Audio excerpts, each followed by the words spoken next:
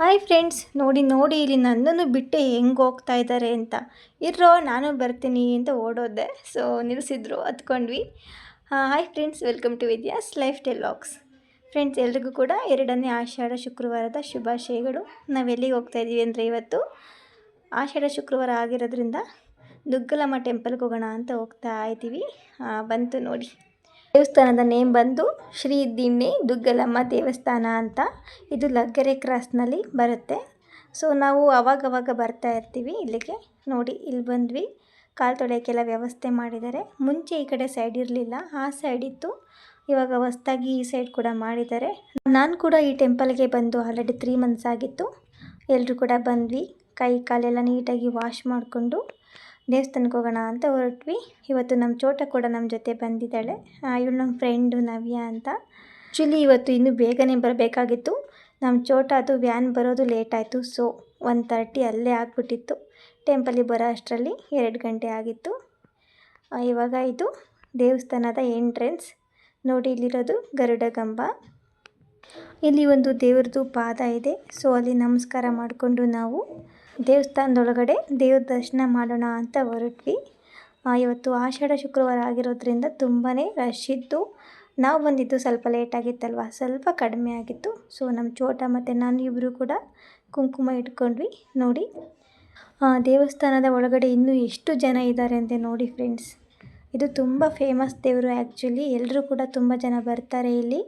ಲಗ್ಗೆರೆಯಲ್ಲಿರೋ ಟೆಂಪಲ್ಗಳಲ್ಲಿ ಈ ದೇವಸ್ಥಾನ ಒಂದು ಫೇಮಸ್ ದೇವಸ್ಥಾನ.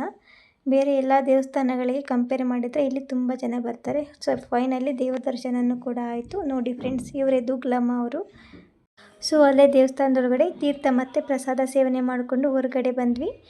ಈ ದೇವಸ್ಥಾನದಲ್ಲಿ ಪ್ರತಿ ಶುಕ್ರವಾರ ಮಧ್ಯಾಹ್ನ ಊಟವನ್ನು ಕೊಡ್ತಾರೆ. ಎಲ್ಲ ಭಕ್ತಾದಿಗಳು ಕೂಡ ಪ್ರಸಾದ ಸೇವನೆ ಮಾಡಿಕೊಂಡೇ ಹೋಗ್ತಾರೆ. ಸೊ ನೋಡಿ, ಇವರು ತಣ್ಣೀರಮ್ಮ ಅಂತ. ಅಲ್ಲೇ ಗರುಡಗಂಬ ಪಕ್ಕನೇ ಇರೋದು. ಅವ್ರಿಗೂ ಕೂಡ ಒಳ್ಳೇದು ಮಾಡಪ್ಪ ಅಂತ ನಮಸ್ಕಾರ ಮಾಡಿಕೊಂಡು ದೇವಸ್ಥಾನ ಎಲ್ಲ ಪ್ರದಕ್ಷಿಣೆ ಮಾಡಿಕೊಂಡು ನೆಕ್ಸ್ಟ್ ಊಟ ಮಾಡೋಣ ಅಂತ ಬಂದರೆ ತುಂಬ ಜನ ಇದ್ದರು ಇಲ್ಲಿ ಕ್ಯೂನಲ್ಲಿ. ನಾವು ಕೂಡ ಕ್ಯೂನಲ್ಲಿ ನಿಂತ್ಕೊಂಡ್ವಿ. ಅದೇ ಟೈಮಿಗೆ ರೈಸ್ ಬೇರೆ ಖಾಲಿ ಆಗಿಬಿಟ್ಟಿತ್ತು. ಸೊ ರೈಸ್ ಎಲ್ಲ ಬೇಗ ಬೇಗ ಮಾಡಿದರು. ತುಂಬ ಜನ ಇರ್ತಾರಲ್ವ ಯಾವಾಗಲೂ ಕೂಡ, ಹಂಗಾಗಿ ಬೇಗ ಖಾಲಿ ಆಗಿಬಿಡುತ್ತೆ. ಅದೇ ಗ್ಯಾಪಲ್ಲಿ ಒಂದು ಫೋಟೋಶೂಟ್ ಕೂಡ ಮಾಡ್ಕೊಂಡ್ವಿ ಎಲ್ಲರೂ ಕೂಡ. ನೆಕ್ಸ್ಟು ಅನ್ನ ಎಲ್ಲ ರೆಡಿ ಆಯಿತು. ಸೊ ಬಂದ್ವಿ ಮತ್ತೆ ಕ್ಯೂಗೆ. ನೋಡಿ, ನಮ್ಮ ಫ್ರೆಂಡ್ಸ್ ಇಬ್ಬರು ಹೋಗ್ತಾ ಇದ್ದಾರೆ. ಸೊ ಅನ್ನ ಮತ್ತು ಸಾಂಬಾರು ಮಾಡಿದರು. ಒಳಗಡೆ ಹೋಗಿ ಊಟ ಎಲ್ಲ ಹಾಕಿಸ್ಕೊಂಡು ಬಂದ್ವಿ. ನಮ್ಮ ಪಾಪನ ಕರ್ಕೊಂಡು ಬಂದಿಲ್ಲ, ಅಲ್ಲೇ ಸೈಡಲ್ಲಿ ಕೂರಿಸ್ಬಿಟ್ಟು ಬಂದಿದ್ದೆ. ಅವಳು ಆಗಲೇ ಅಮ್ಮ ಕಾಲು ನೋವು ಅಂತ ನಾಟಕ ತೆಗ್ದಿದ್ಲು. ಸೊ ಅದಕ್ಕೆ ಅವಳನ್ನಲ್ಲೇ ಕೂರಿಸ್ಬಿಟ್ಟು ಬಂದಿದ್ದೆ. ನೋಡಿ ಎಷ್ಟು ನೀಟಾಗಿ ಬಡಿಸ್ತಾ ಇದ್ದಾರೆ ಅಂತ. ಅನ್ನ ಮತ್ತು ಅಲಸಂದೆ ಕಾಳು ಸಾಂಬಾರು ಮಾಡಿದರು ಇವತ್ತು. ಸಮ್ಟೈಮ್ಸು ಪಾಯಸ ಮತ್ತು ಏನಾದರೂ ಸ್ವೀಟ್ ಕೂಡ ಮಾಡಿರ್ತಾರೆ. ಬಟ್ ಇವತ್ತು ಅನ್ನ ಸಾಂಬಾರು ಅಷ್ಟೇ ಮಾಡಿದರು. ಮತ್ತು ಇಲ್ಲಿ ಕೆಲವೊಬ್ಬರು ಅವರಾಗೆ ಬಂದು ಸ್ವಇಚ್ಛೆಯಿಂದ ದೇವರಿಗೆ ಸೇವೆಗಳನ್ನ ಸಲ್ಲಿಸಿ ಹೋಗ್ತಾರೆ. ಅನ್ನ ಬಡಿಸೋದು, ಇಲ್ಲಿ ಕೆಲಸಗಳನ್ನ ಮಾಡೋದು, ಆ ಥರ ಎಲ್ಲ ಮಾಡ್ತಾರೆ. ಮತ್ತು ನೆಕ್ಸ್ಟ್ ವೀಕ್ಗಳಲ್ಲಿ ಯಾರಾದರೂ ಸೇವೆ ಸಲ್ಲಿಸೋಕ್ಕೆ ಇಷ್ಟ ಇದ್ದರೆ ರೈಸ್ ಕೊಡಿಸ್ಬೋದು, ಇಲ್ಲ ಹೂ ಕೊಡಿಸ್ಬೋದು, ಇಲ್ಲ ಬೇರೆ ಥರ ಹೆಲ್ಪ್ ಏನಾದರೂ ಮಾಡ್ಬೋದು. ಇಲ್ಲ ಅಂದರೆ ಹಣದ ರೂಪದಲ್ಲಾದ್ರೂ ಸೇವೆನ ಮಾಡ್ಬೋದು. ಯಾರಾದರೂ ಆ ಥರ ಸೇವೆಗಳನ್ನ ಮಾಡೋದಿದ್ದರೆ ಹೆಸರು ಬರೆಸಿ ಅಂತ ಹೇಳ್ತಾಯಿದ್ರು. ಸೊ ಅಲ್ಲಿಂದ ನಾವು ಊಟ ಎಲ್ಲ ಹಾಕಿಸ್ಕೊಂಡು ಬಂದ್ವಿ. ಎಲ್ಲರೂ ಕೂಡ ಕೂತ್ಕೊಂಡು ಊಟನ ಮಾಡ್ಕೊಂಡ್ವಿ. ಪ್ರಸಾದ ಸೇವನೆ ಎಲ್ಲ ಚೆನ್ನಾಗಿ ಆಯಿತು. ನಮ್ಮ ಪಾಪು ಕೂಡ ಸ್ವಲ್ಪನೇ ತಿಂದಳು. ಸೊ ಈ ಕಡೆ ಏನೋ ಮಾಡ್ತಾಯಿದ್ರು, ನೋಡೋಣ ಅಂತ ಹೋದ್ವಿ. ಅಲ್ಲಿ ಯಾರೋ ಒಬ್ಬರು ಹರಕೆ ಮಾಡ್ಕೊಂಡಿದ್ರಂತೆ, ಈ ಥರ ಕೂರಿಸಿ ಮುತ್ತೈದೆಯರಿಗೆ ಬಾಗಿನ ಎಲ್ಲ ಕೊಟ್ಟು ಪ್ರಸಾದ ಕೊಡ್ತೀವಿ ಅಂತ. ಸೊ ಅವ್ರ ಸಂಬಂಧಿಕರಿಗೆ ಮಾತ್ರ ಮಾಡ್ತಾಯಿದ್ರು. ಅದನ್ನು ಹಾಗೆ ನೋಡ್ಕೊಂಡು ಬಂದ್ವಿ.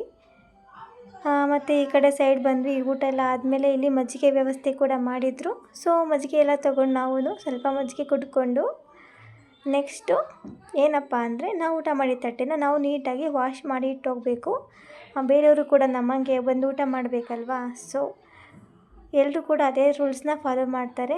ತಟ್ಟೆನ ತೊಗೊಳ್ತಾರೆ ಮತ್ತು ಊಟ ಎಲ್ಲ ಆದಮೇಲೆ ನೀಟಾಗಿ ತಟ್ಟೆ ವಾಶ್ ಮಾಡಿ ನೋಡಿ ಇಲ್ಲಿ ಜೋಡಿಸಿಟ್ಟು ಹೋಗ್ತಾರೆ. ತೊಳಿಲಿಕ್ಕೆಲ್ಲ ನೀಟಾಗಿ ಅಲ್ಲಿ ವ್ಯವಸ್ಥೆ ಮಾಡಿದ್ದಾರೆ. ಸೊ ಈ ಕಡೆ ಬಂದ್ವಿ. ಇಲ್ಲಿ ಕಾಯಿಗಳನ್ನೆಲ್ಲ ಕಟ್ಟಿದ್ರು ಮರಕ್ಕೆ, ಮತ್ತು ಸ್ವಲ್ಪ ದೇವಸ್ಥಾನದ ಹತ್ರನೂ ಕಟ್ಟಿರ್ತಾರೆ. ಇದನ್ನು ಅರಕೆಕಾಯಿ ಅಂತ ಹೇಳ್ತಾರೆ. ಯಾರಾದರೂ ಏನಾದರೂ ಅಂದ್ಕೊಂಡಿದ್ದಾಗಬೇಕು ಅಂದರೆ ಈ ಥರ ಅರಕೆಕಾಯಿನ ಕಟ್ಬಿಟ್ಟು ಹರಕೆ ಮಾಡ್ಕೊಂಡಿರ್ತಾರೆ. ಅವ್ರು ಅಂದ್ಕೊಂಡಿದ್ದಾದಮೇಲೆ ಬಂದುಬಿಟ್ಟು ಅವ್ರೇನು ಹರಕೆ ಮಾಡ್ಕೊಂಡಿರ್ತಾರೆ ಅದನ್ನು ಬಂದುಬಿಟ್ಟು ಆಮೇಲೆ ಪೂರ್ಣ ಮಾಡಿ ಹೋಗ್ತಾರೆ. ತುಂಬ ಸ್ಟ್ರಾಂಗ್ ದೇವರು ಅಂತ ಎಲ್ಲರೂ ಕೂಡ ಹೇಳ್ತಾರೆ. ಬನ್ನಿ, ನಿಮಗೆ ದೇವಸ್ಥಾನದ ಹತ್ರ ಕೂಡ ಹರಕೆಕಾಯಿಗಳನ್ನ ಕಟ್ಟಿದ್ದಾರೆ, ಅದನ್ನು ತೋರಿಸ್ತೀನಿ ನೋಡಿ. ಅಲ್ಲಿ ಕಟ್ಟಿದ್ದಾರಲ್ಲ ಅದೇ ಹರಕೆಕಾಯಿಗಳು. ಮತ್ತು ಇವತ್ತು ಶುಕ್ರವಾರ ಅಲ್ವಾ, ಏನೇ ಆದರೂ ಆಷಾಢ ಶುಕ್ರವಾರ ಅಲ್ವಾ. ನೋಡಿ, ಇಲ್ಲಿ ಎಲ್ಲರೂ ಕೂಡ ನಿಂಬೆಹಣ್ಣಿನ ದೀಪಗಳನ್ನ, ಬೆಲ್ಲದಲ್ಲಿ ದೀಪಗಳನ್ನ, ಅವರು ಯಾವ ಥರ ಹರಕೆ ಮಾಡ್ಕೊಂಡಿರ್ತಾರೆ ಆ ಥರ ದೀಪಗಳನ್ನ ಇಲ್ಲಿ ಬಂದು ಬೆಳಗಿ ಹೋಗ್ತಾರೆ. ನೋಡಿ, ಎಷ್ಟೊಂದು ಜನ ಬಂದು ಹರಕೆನ ಪೂರ್ಣ ಮಾಡ್ಕೊಂಡು ಹೋಗಿದ್ದಾರೆ. ಸೊ ನೀವೇನಾದರೂ ಇಲ್ಲೇ ಲಗ್ಗೆರೆಯಲ್ಲಿ ನಿಯರ್ ಇದ್ದರೆ ಒಂದು ಸಲ ಬಂದು ವಿಸಿಟ್ ಮಾಡಿ ಹೋಗಿ. ಆ ದುಗ್ಗಲಮ್ಮ ದೇವಿ ಎಲ್ರಿಗೂ ಕೂಡ ಒಳ್ಳೇದು ಮಾಡಲಿ ಅಂತ ಕೇಳ್ಕೊತೀವಿ. ಅಲ್ಲಿಂದ ನೆಕ್ಸ್ಟು ನಮ್ಮ ಫ್ರೆಂಡ್ ಮನೆಗೆ ಬಂದ್ವಿ. ನೋಡಿ ಫ್ರೆಂಡ್ಸ್, ಇವಳು ನನ್ನ ಮಗಳು ಅಯ್ಯನ, ಇವರು ನವ್ಯ, ಇವರು ಕವಿತಕ್ಕ ಅಂತ, ಇವರು ಅರ್ಚನಾ ಅಂತ. ಇವ್ರ ಮನೆಗೆ ಬಂದಿದ್ದೀವಿ, ಒಂದು ವಿಸಿಟ್ ಕೊಟ್ಟೋಗೋಣ ಅಂತ.